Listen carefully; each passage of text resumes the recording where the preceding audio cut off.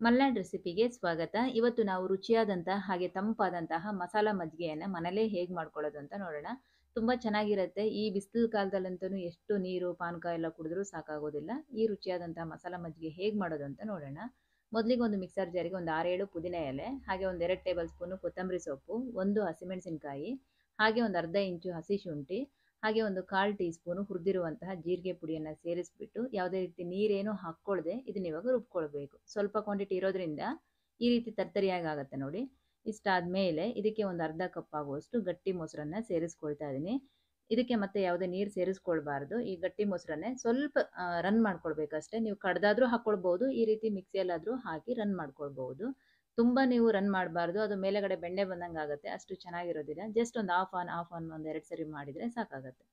So ಇವಾಗ ನಾವು run ಮಾಡ್ಕೊಂಡಿರುವಂತಹ ಮೊಸರನ್ನ ಈ ಒಂದು ದೊಡ್ಡ ಪಾತ್ರೆಗೆ ಸೇರಿಸ್ಕೊಳ್ಳೋಣ. ತದನಂತರ ಮಿಕ್ಸರ್ ಜಾರಿಗೆ ಒಂದು ಅರ್ಧ ಕಪ್ ಆಗುವಷ್ಟು ನೀರು ಹಾಕಿ ಇದನ್ನು ಕೂಡ ತೊಳೆದ್ಬಿಟ್ಟು ಅದೇ ಪಾತ್ರೆಗೆ ಸೇರಿಸ್ಕೊಳ್ಳೋಣ. ತದನಂತರ ನಿಮಗೆ ಮಜ್ಜಿಗೆ ಎಷ್ಟು ತೆಳುವಾಗಿ ಬೇಕೋ ಅಷ್ಟು ನೀರನ್ನು ಸೇರಿಸ್ಕೊಳ್ಳಿ. ನಾನಿಲ್ಲಿ ಎಕ್ಸ್ಟ್ರಾ ಒಂದು 2 ಕಪ್ ಆಗುವಷ್ಟು ನೀರನ್ನು ಸೇರಿಸ್ಕೊಂಡಿದ್ದೀನಿ. ತದನಂತರ ರುಚಿಗೆ ಎಷ್ಟು ಬೇಕೋ ಅಷ್ಟು ಉಪ್ಪು ಹಾಕಿ ನೀಟಾಗಿ ಮಿಕ್ಸ್ ಮಾಡಿ.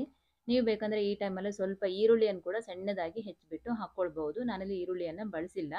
ಇದನ್ನು ನೀಟಾಗಿ ಮಿಕ್ಸ್ ಮಾಡಿ ಉಪ್ಪು ಖಾರವನ್ನು ಚೆಕ್ ಮಾಡ್ಕೊಳ್ಳಿ. ನಾನಿಲ್ಲಿ ಈ ಮಜ್ಜಿಗೆಗೆ ಒಗ್ಗರಣೆ ಹಾಕ್ಕೊಳ್ತಾ ಇದ್ದೀನಿ. ನೀವು ಒಗ್ಗರಣೆ ಹಾಕ್ಕೊಳ್ದೆ ಇಷ್ಟನ್ನೇ ಬೇಕಾದರೆ ಸರ್ವ್ ಮಾಡ್ಬೋದು.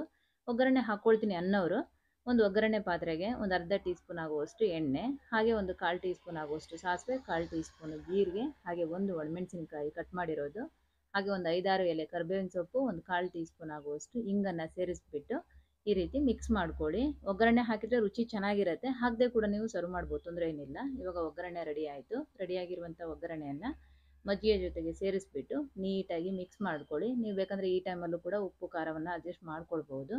ನಿಮ್ಗೆ ಇಷ್ಟ ಇದ್ದರೆ ಅದೇ ಹೇಳಿದಾಗೆ ಈರುಳ್ಳಿಯನ್ನು ಸೇರಿಸ್ಕೊಳ್ಬೋದು. ಇಷ್ಟೇ, ಇದು ಸಿಂಪಲ್ಲು. ನೀಟಾಗಿ ಮಿಕ್ಸ್ ಮಾಡಿ ಸರ್ವ್ ಮಾಡಿದರೆ ಆಯಿತು. ನೀವು ಎಷ್ಟು ಬೇಕಾದರೂ ತೆಳುವಾಗಿ ಮಾಡ್ಕೊಳ್ಬೋದು, ತೊಂದರೆ ಇಲ್ಲ. ನಿಮಗೆ ಗಟ್ಟಿಯಾಗಿ ಬೇಕು ಅಂದರೆ ನೀರನ್ನು ಕಡಿಮೆ ಹಾಕ್ಕೊಳ್ಳಿ ಅಷ್ಟೇ. ಈ ತಂಪಾದಂತಹ ರೆಸಿಪಿ ನಿಮಗೂ ಇಷ್ಟ ಆಯಿತು ಅಂದ್ಕೊಳ್ತೀನಿ. ಇಷ್ಟ ಆದರೆ ಒಂದು ಲೈಕ್ ಮಾಡಿ, ಹಾಗೆ ಚಾನಲ್ಗೆ ಹೊಸಬರಾಗಿದ್ದರೆ ಸಬ್ಸ್ಕ್ರೈಬ್ ಆಗೋದನ್ನು ಮರಿಬೇಡಿ. ಮತ್ತೊಂದು ಒಳ್ಳೆ ರೆಸಿಪಿಯೊಂದಿಗೆ ಸಿಗ್ತೀನಿ. Thank you.